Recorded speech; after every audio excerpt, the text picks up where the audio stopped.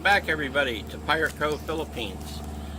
Let's see, today is April 4th from Bulacan Province on the island of Luzon. So today I need to get back to something I promised to do in my visa videos, and that was on passport. If you need to renew your passport while you're here in the Philippines. If you stay here long enough permanently, sooner or later it's going to come up, because like for us Americans, it's a 10-year. So the process for it is relatively simple, but there is some a few things that can complicate it if you ignore it. Like anything, if you ignore it, it can get complicated. So let me get right into it. Okay, so first off, being American, I can only really explain to you the American process for getting a passport. Obviously, if you're from another country, you're going to have to check how that's done for you. I would imagine that some of the other Western countries are going to be very similar. So for Americans, it's relatively simple. Of course, you know, you can get passports taken care of like this at most of your embassies, wherever you are around the world. But not all. But the Philippines does have a very good process here. They have a citizen service center here, and they take care of almost everything you need. Social Security, all types of things. And passports are one. Not just if it's lost or stolen, but you can renew your passport here. I did mine about 3 years ago. So there's two parts to it though. After you get your new one, you have to take care of an item at immigration. It's called a transfer stamp, and it's very, very important, and has caused a lot of problems, because you wouldn't think you would need something like this, especially if you have your old passport. Now you got your new one, but it does have to come up. So the next part of this video, I'll take care of that. So if you are from another country and this one doesn't apply to you, the next part of this video will. So if you go on to the website for the U.S. Embassy in Manila, you'll find citizen services in there, and you can see passport service. Okay, and they explain to you in there exactly what you need to do. And basically it comes down to, there's two ways you can go to the embassy. You can also go to the consulate office in Cebu. Now they have limited hours and limited days, so you have to check that actual website for theirs. But they do it there. Of course, me being close to Manila, I took care of mine at Manila. You can also mail it. They have a courier service. In fact, all of them will be mailed back to you, okay, through this courier service called Air 21. And now they give you all the instructions for how to do this. You have to go to a particular bank. Before it used to be one bank, now they list 3 banks, and they get a cashier's draft. I think it's basically like a cashier's check in the United States. Okay, and it must be for 110 US dollars. Okay, so you have to get the bank to do this for you. I have not done it myself. I've heard others that have had it done. A couple of them said they had problems because they didn't have an account at that bank. But anyway, there's also a time frame that they give you in there of 6 to 7 weeks. Now I was a bit concerned about this, because at the time, and this is where it really gets involved here, is that I was on 2-month extensions at that time. And the time amount is 6 to 7 weeks on the website. So I'm a little concerned about the timing, whether I'll have it back in time to get my next extension. So I went ahead and I just went to Manila and did mine, okay, because it's only, you know, less than an hour for me to get to the embassy. And that's easy enough. You make an appointment, you go in, and you pay, and there you can pay US dollars, you can pay pesos, and you can also pay debit card. Okay, they also have you go around. Of course, you fill out the form.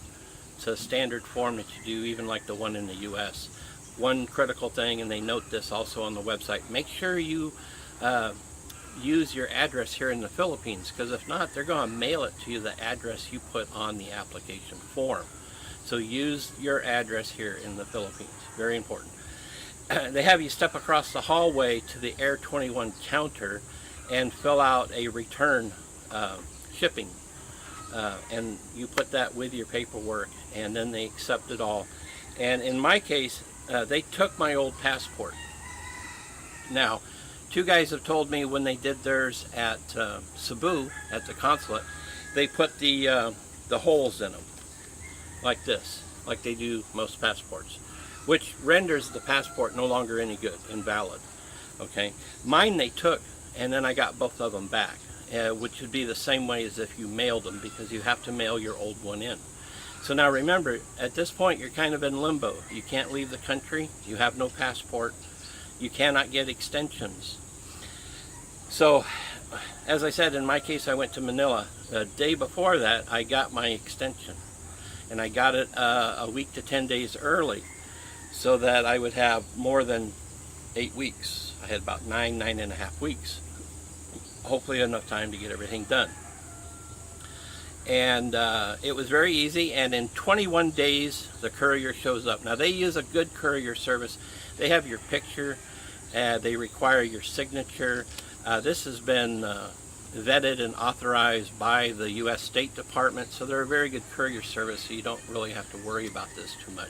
I've never heard of anyone having a problem with the courier service for your passport.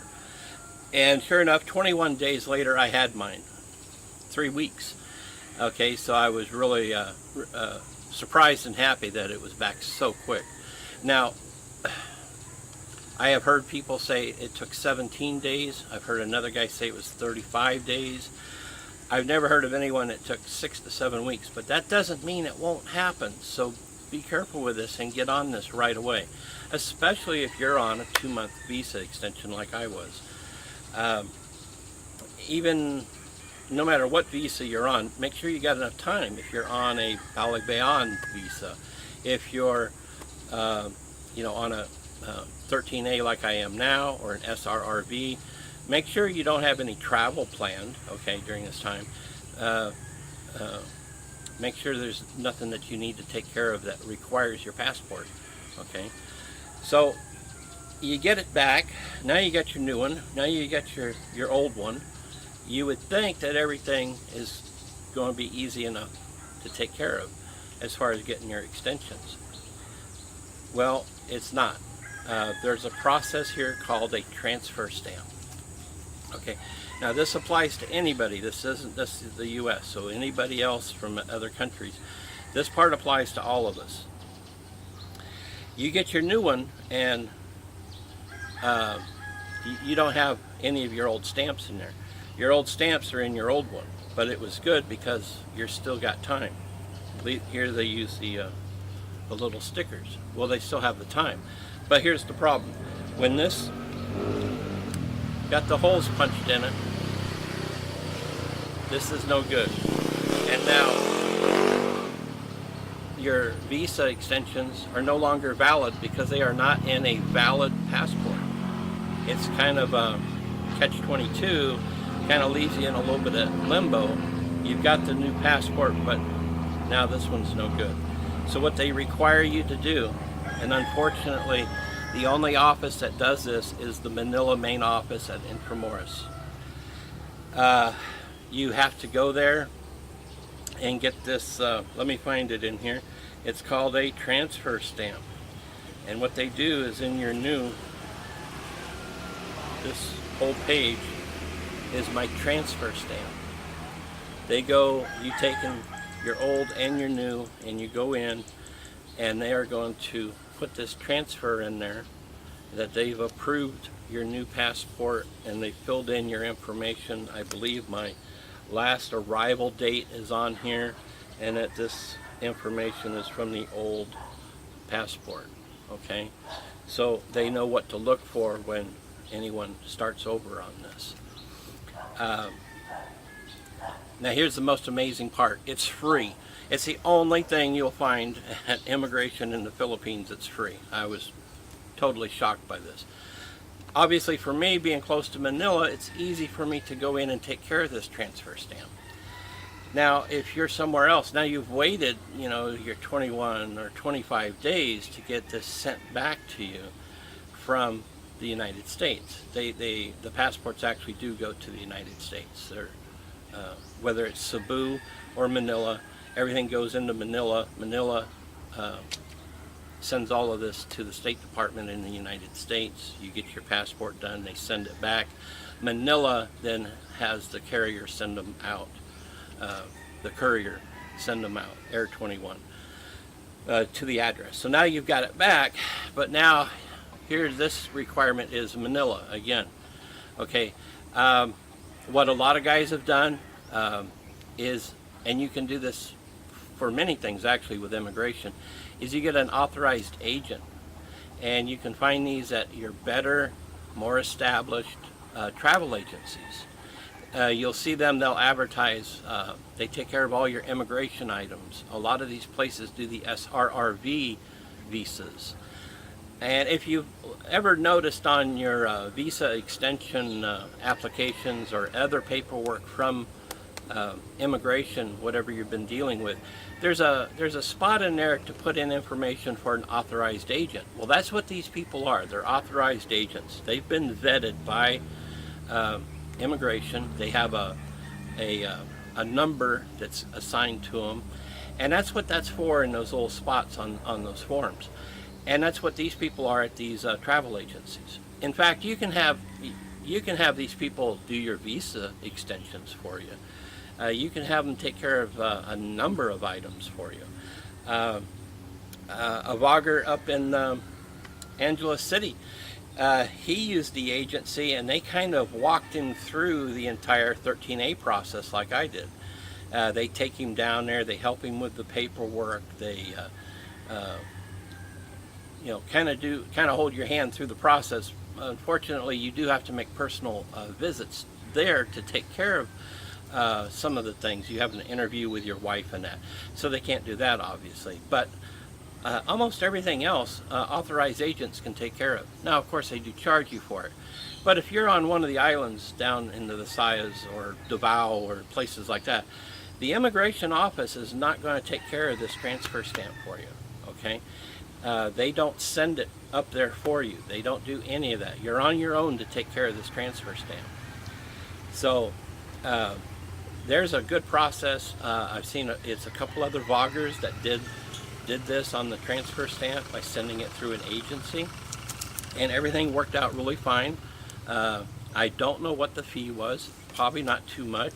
Probably be less than plane tickets to Manila and back. It's a quick process, only about 1 hour. So you're in and out and no fee, but you would have the travel cost. Now, after you get the transfer stamp, you're fine. After that, now you can go. And you see what they did? They stapled my old and my new together. You see how they did that? And so I just leave it that way, because for me, my original arrival date's in my first one. On my new one in the last 3 years, I haven't been out of the country. So that original arrival date is often something they want to see, even though I'm on a 13A. And now there's another point. You might say, okay, I'm on a 13A or an SRV visa. I have a permanent residency here. I'm going to go home in a little while.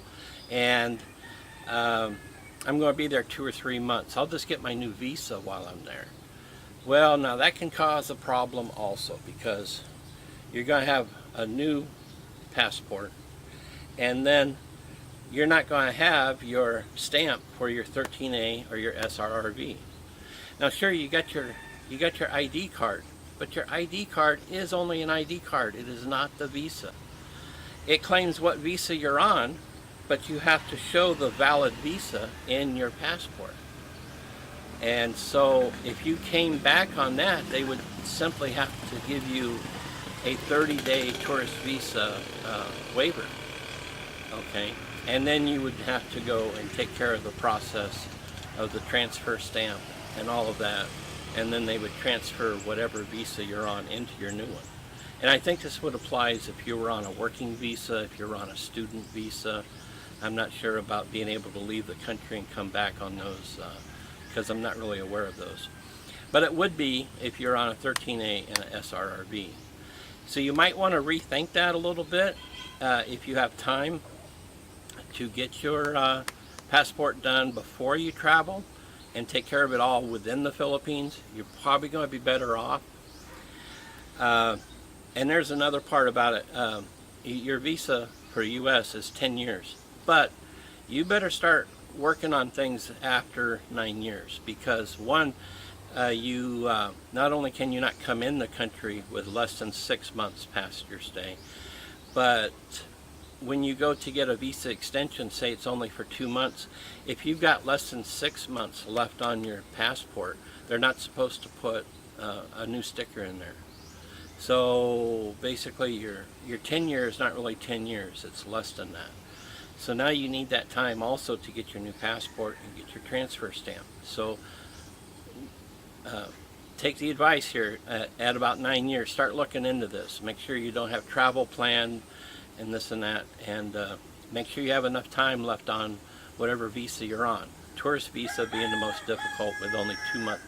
If you got a 6 month, halfway through your 6 months, you can, you got time to get that and get your transfer stamp. Myself, I don't have to use my passport here in the country on a 13A. Even when I go to get a annual report at the first of the year, they only take my card, but I take my passport with me just in case they ask, because if I went without it, that would be the day they would ask for it. It's just the way things work here. So anyway, there you go on getting your passport renewed. Remember, there's 2 parts, and it's not done till you get that transfer stamp. So there's another piece of advice for you here. I'll come up with a few other items like this. I know some of these videos are a little boring, but this is very important. A lot of people don't know about this. You could ask people and they would not even have a clue about the transfer stamp. Okay? So hope this helped. It's hot. Okay? I'm already sweating. Alright. Thanks for watching, everybody. I'll try a little better next time. Bye.